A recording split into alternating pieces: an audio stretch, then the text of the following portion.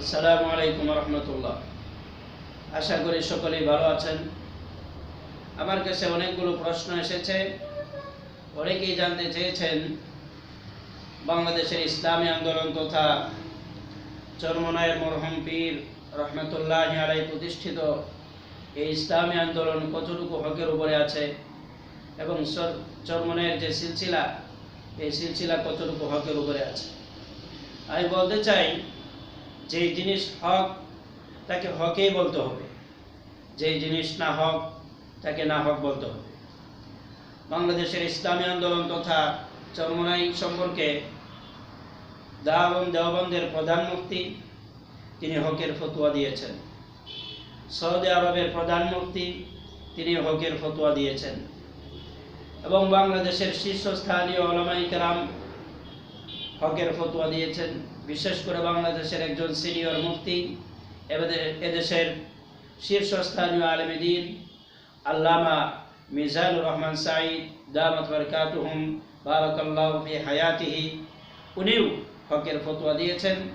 এবং বাংলাদেশের আরেকজন সিনিয়র মুফতি আল্লামা দিলওয়ার হুসাইন সাহেব দামাত বারাকাতুহুম মিরপুর আকবর কমপ্লেক্সের যিনি মুহতামিম শাইখুল হাদিস, তিনি সহ বাংলাদেশের বিজ্ঞ বিচক্ষণ উলামায়ে কেরাম হকের ফতোয়া দিয়ে আসছেন। যারা এই বিষয়টি প্রশ্ন করেন বা যাদের কাছে দ্বিধা লাগে, আমি সেই জায়গাটাকে নিরসন করতে চাই। দেখুন, একটি দলের সাথে আপনিও হয়তো বা কোনো একটা রাজনীতি দল করেন অথবা কোনো রাজনৈতিক দলের সাথে আপনার কোনো সম্পৃক্ততা থাকতে পারে। সব রাজনৈতিক দলের মতাদর্শ এক হবে তা না, কিন্তু মনে রাখতে হবে এখানে আমাদের যে আকীদার জায়গাটুকু, সে আকীদা বিশ্বাসের জায়গাটুকুতে যদি আমরা এক থাকি তাহলে আমাদের কোনো অসুবিধা নেই। আমি মনে করি বাংলাদেশে যারা ইসলামী রাজনীতি করেন তাদের মধ্যে ইসলামী আন্দোলন বাংলাদেশ তথা চরমনাই একটি অন্যতম ইসলামী সংগঠন। আমি মহব্বত করি আল্লামা শাইখুল হাদিস রহিমাহুল্লাহ প্রতিষ্ঠিত সেই খেলাফত মজলিস, আমি সবাইকে মহব্বত করি।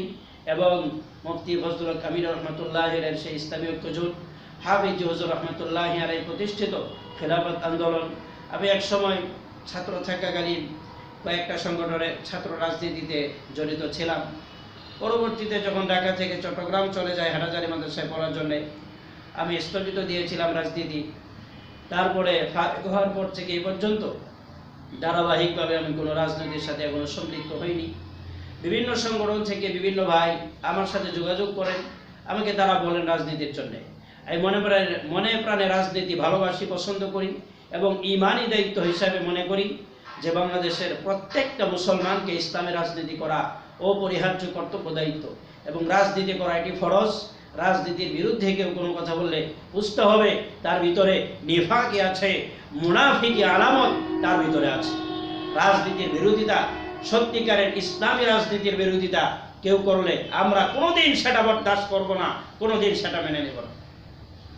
আপনারা দেখেছেন, আমি যদিও খেলাফত মজলিসের সাথে কোনো সম্পৃক্ততা আমার নেই, কিন্তু আল্লামা মামুনুল হক সাহেব, শাইখুল হাদিস আল্লামা আজিজুল হক রহিমাহুল্লাহ, ওনাদেরকে আমি খুব ভালোবাসি, মন দিয়ে ভালোবাসি। দোয়াও করি আল্লাহ পাক যেন আমাদেরকেও তাদের মতো ইসলামের জন্য কবুল করেন। আমি সকলের কাছে সেই দোয়াও চাই।